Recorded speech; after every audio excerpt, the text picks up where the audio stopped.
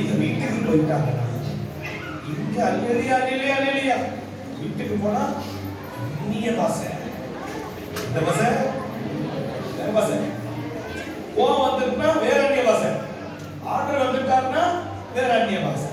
இப்படி ரெண்டு வாழ்க்கையா வாழ்ந்துட்டு இருக்கிறவங்க என்னைக்கு பரவ வரவே முடியாது. இப்போ இந்த விசுவாசி அந்தவரே நான் அர்ப்பணிக்கிறேன்ப்பா, நான் பிறருக்கு பயன்படணும்ப்பா, நான் உனக்காக பயன்படணும்ப்பா போது இந்த இந்த ஆளுக்கு நிறைய என்ன வந்ததுன்னா பிரச்சனை வரும். என்ன வருது? பிரச்சனை. இதை நான் என்ன செய்ய முடியும்? தொட முடியும், இதை அசைக்க முடியும். நான் அசைக்கும் போது இதுல கொஞ்சோண்டு தான் இருக்கு, தண்ணி கொஞ்சம் தான் இருக்குன்னா இந்த கப்பு வேகமா காத்தடிச்சு அசைமா செய்யறா? சொல்லுங்க, அசைமா செய்ய. அதே நான் என்ன செய்யறேன்?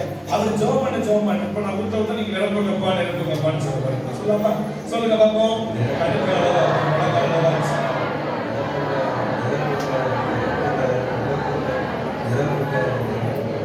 ஃபுல்லா நிரப்பிட்டேன். இப்ப எவ்வளவு பெரிய காத்தடிச்சாலும் ஏண்டா நம்ம விட்டு புயல்ல இந்த ஆளு அசையுது, விசுவாசத்தை ஏண்டா அசையுது, ஏன் பாச நான் சபைக்கு வந்து என்ன பாச புண்ணியம்னு சொல்லுது. அது என்ன பத்தல, அபிஷேகம் பத்தல, அடிக்கிற புயல்ல சாணிக்கவே முடியல. இப்ப இந்த ஆளு கழுக்கால் முழங்கால் இடுப்பளவு எடுத்து தன்னை அர்ப்பணிக்கிற வாழ்க்கை. சொல்லுங்க, அர்ப்பணிக்கிற வாழ்க்கை.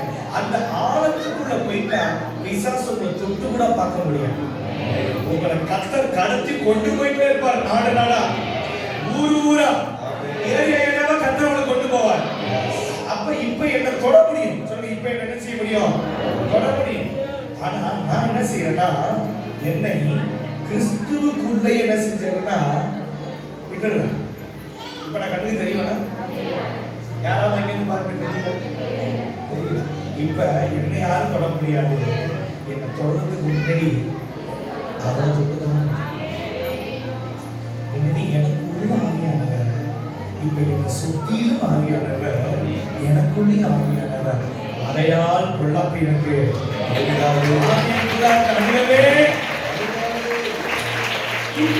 அடிக்குது அப்படின்னா அதான் அந்த அறவரம் இருக்கு பார்த்தீங்களா, அது குறையா சொல்லிக்கிட்டு இருக்கும்.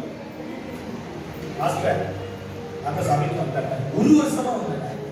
ஏன் இங்க இருந்தாங்க? மாஸ்டர் ஆசையின் அளவே ஆசீர்வாதம், வாஞ்சியின் அளவே வெள்ளம்.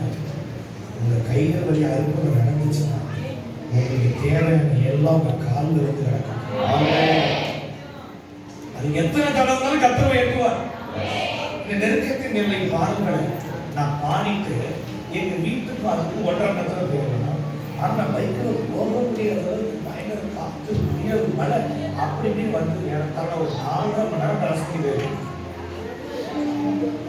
அடுத்தது பார்த்து ஷூட்டிங் எடுக்கும்போது போயிட்டு கடற்கரையில் போய் நின்று கோட் ஷர்ட்லாம் போட்டு நெருக்கத்தை எல்லை புரிந்தவர் என்று சொல்ல ஆரம்பிச்சு